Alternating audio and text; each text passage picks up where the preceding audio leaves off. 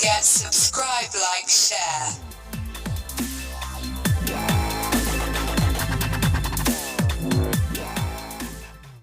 Burma coup resistance notes August 17, 2022 revolution-related news is limited today, as most news stories focus on heavy rains and flooding in the major cities.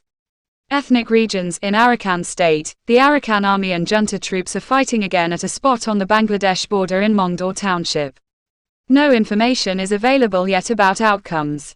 The Kachin Army and allied PDF attacked and destroyed a Junta checkpoint in Indaw township of northern Sagaing Region yesterday, where troops had been extorting money from truckers and travelers.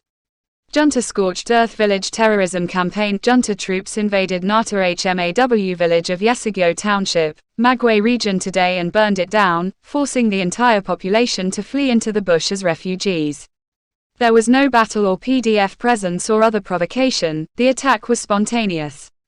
Last week troops ransacked the Buddhist monastery, robbed property, and burned motorcycles.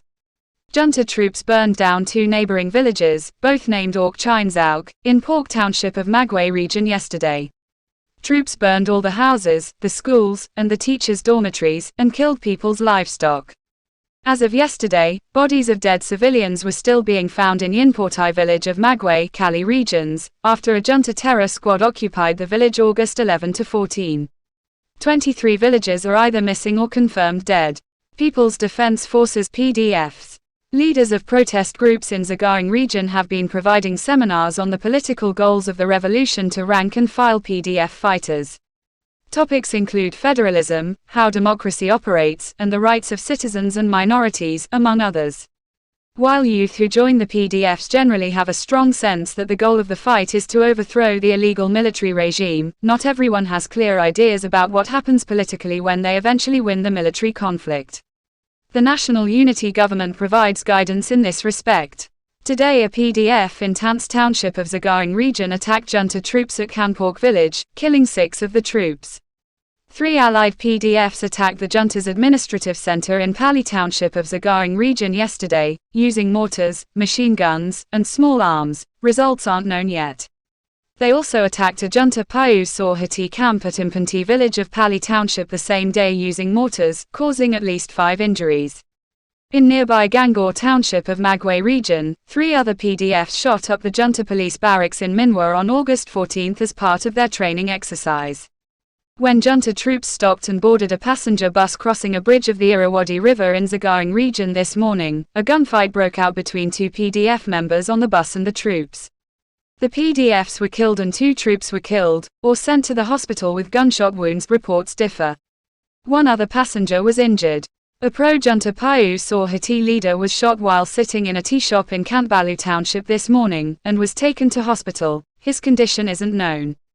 People's Spring, in Magway Region, a couple who were local Junta administrators in Pork township were assassinated by a PDF yesterday.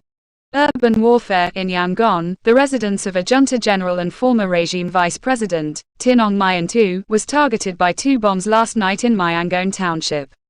A local Junta admin office in that township was also bombed, as was a Junta electric company office in South Okalapa township. Explosions also took place yesterday in Insane and Line townships.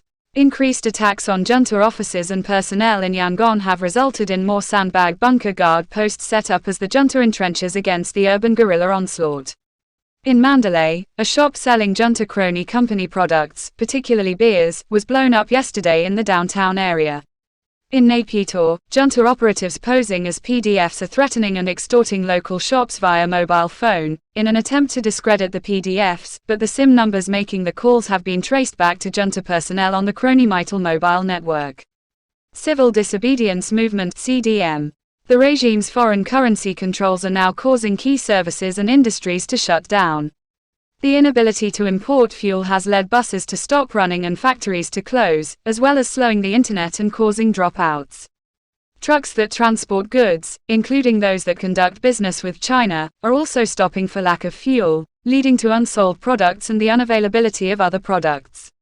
Long lines of customers wait at fuel stations and often have to leave without anything. The price of gasoline has tripled since the coup.